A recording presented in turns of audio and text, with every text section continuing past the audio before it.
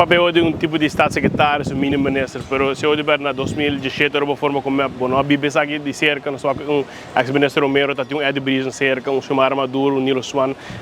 eu sinto que isso aqui é algo comum, por algo que diz que deu formato, a Bíblia é tempo aí? Mino que vai nem tempo aí, sobre, vou ver um conselheiro principal, mas tem o senhor e manda dizer, não, pero tu nome tá, vou doar top, doar 25%, doar, me que tudo tá camuflagem.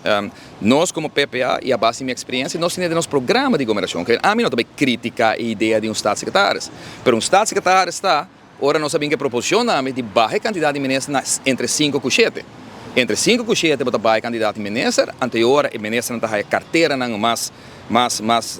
pisar, com mais responsabilidade, então bota bisa você portar 2 de não, bota duna staatssecretário, não questão de duna turma ministro um pouco, para duna atenção extra na carteira não comportada roupa pisar.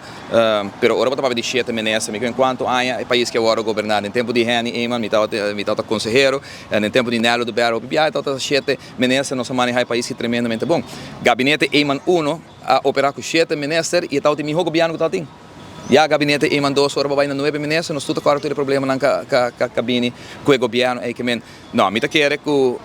a mim tá abrir, nós tá querendo staatssecretários, mas nós tá querendo staatssecretários, ora botar papel de quantidade de ministros não, roupa mais pouco, botar reduzir gasto no governo, entre 5 e 7 nós proponemos ministros não, e caminho para pôr a número 2 ou 3 staatssecretários, se vai na 5 ministros.